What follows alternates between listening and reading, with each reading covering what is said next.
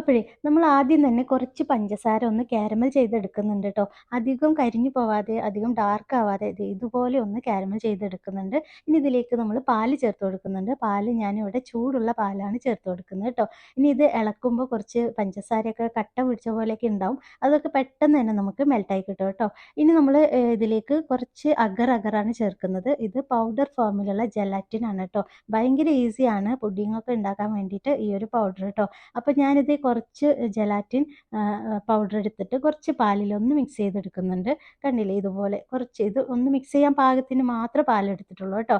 ഇനി ഈ ഒരു മിക്സ് ചെയ്തത് നമ്മൾ പഞ്ചസാര കാരമൽ ചെയ്ത് വെച്ചിട്ടുള്ള ആ ഒരു പാല് മിക്സിലേക്ക് ചേർത്ത് കൊടുത്തിട്ട് ഇതുപോലെ ഒന്ന് ഇളക്കി കൊടുക്കുന്നുണ്ട് കേട്ടോ. ഇനി നമ്മൾ നല്ലൊരു ഫ്ലേവറിന് വേണ്ടിയിട്ട് ഒരല്പം വാനില എസൻസും കൂടെ ഈ ഒരു മിക്സിലേക്ക് ചേർത്ത് കൊടുക്കുന്നുണ്ട്. ഇനി ഇത് നന്നായിട്ടൊന്ന് ബോയിൽ ചെയ്തെടുക്കണം കേട്ടോ. ഇത് നന്നായിട്ട് തന്നെ ഇളക്കി കൊടുക്കണം. നന്നായിട്ടൊന്ന് 2-3 മിനിറ്റ് നല്ലപോലെ ബോയിൽ ചെയ്തതിന് ശേഷം ഇതുപോലെ ഒന്ന് ഞാൻ അരിച്ചെടുക്കുന്നുണ്ട്. പാലിൻ്റെ എന്തെങ്കിലും പാൽപ്പാട എന്തെങ്കിലും ഉണ്ടെങ്കിൽ അതൊക്കെ ഒന്ന് മാറിക്കിട്ടുന്നതിന് വേണ്ടിയിട്ടാണ് കേട്ടോ. ഇതൊന്ന് നന്നായിട്ട് അരിച്ചെടുത്തതിന് ശേഷം നമുക്കിത് സെറ്റ് ചെയ്യാനായിട്ട് ഒരു പാത്രത്തിലേക്ക് ഒഴിച്ച് വെക്കണം. അപ്പോൾ നമ്മൾ പുഡിങ്ങൊക്കെ സെറ്റ് ചെയ്യാനായിട്ട് പുഡിങ് ട്രേയിലോ അല്ലെങ്കിൽ സ്റ്റീൽ പാത്രങ്ങളിലോ ഏതിലെങ്കിലും ഒഴിച്ച് വെക്കാം കേട്ടോ. ഞാനിവിടെ ചെറിയ കുട്ടി കപ്പിലാണ് നമ്മളിത് സെറ്റ് ചെയ്യുന്നത്. അപ്പോൾ അതുകൊണ്ട് തന്നെ ഒരു 3 കപ്പിലൊക്കെ ആയിട്ട് നമ്മളിതാ ഒഴിച്ച് കൊടുക്കുന്നുണ്ട് കേട്ടോ. ഇത് ഒഴിച്ചതിന് ശേഷം നമ്മൾക്ക് ഇത് പെട്ടെന്ന് പുറത്ത് വെച്ചാൽ തന്നെ നല്ലപോലെ ഒന്ന് ആറി വരുമ്പോഴത്തേക്കും ഇത് നല്ലപോലെ സെറ്റായിട്ടുണ്ടാവും.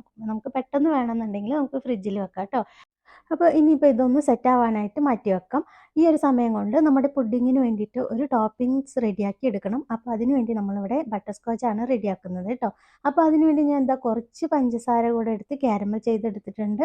ഇതൊന്ന് ചെറിയ കളറൊന്ന് മാറി വരുന്ന സമയത്ത് നമ്മളിത് ഇതിലേക്ക് കുറച്ച് ബട്ടർ ചേർത്ത് കൊടുക്കുന്നുണ്ട് കേട്ടോ. അപ്പോൾ നമ്മുടെ ബട്ടർ സ്കോച്ച് ഇവിടെ റെഡി ആയിട്ടുണ്ട്. ഇതിൽ നമുക്ക് ഇഷ്ടമുള്ള നട്ട്സും കൂടെ കുറച്ച് ചേർത്ത് ഒന്നുകൂടെ നന്നായിട്ടൊന്ന് റോസ്റ്റ് ചെയ്തെടുക്കാം കേട്ടോ. അപ്പോൾ നമ്മുടെ ബട്ടർ സ്കോച്ച് നട്ട്സ് ഇവിടെ റെഡി ആയിട്ടുണ്ട്. ഇനി ഇതൊന്ന് തണുത്ത് വരാനായിട്ട് ഞാനിവിടെ ഒരു അലുമിനിയം ഫോയിലിലാണ് മാറ്റിയിരിക്കുന്നത്.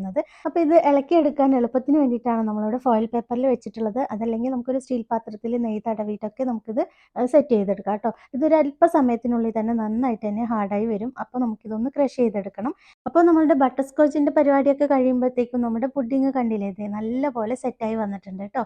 ഇനി നമ്മൾ ക്രഷ് ചെയ്ത് വെച്ചിട്ടുള്ള നമ്മുടെ ബട്ടർ സ്കോച്ച് നട്ട്സ് നമുക്ക് ഇതിൻ്റെ മുകളിലേക്കായിട്ട് ഇട്ട് കൊടുക്കാം. നല്ല അടിപൊളി ഫ്ലേവറാണ്. നല്ല ടേസ്റ്റി ആയിട്ടുള്ള പുഡിങ്ങാണ്. വളരെ പെട്ടെന്ന് ഉണ്ടാക്കിയെടുക്കാനും പറ്റുന്നതാണ് കേട്ടോ. അപ്പോഴേ ഇത്രയും സിമ്പിൾ ആയിട്ടുള്ള ഈ ഒരു പുഡിംഗ് റെസിപ്പി നിങ്ങൾക്ക് ഇഷ്ടമായിട്ടുണ്ടെങ്കിൽ ഒന്ന് ലൈക്ക് ചെയ്യാൻ മറക്കരുത് കേട്ടോ.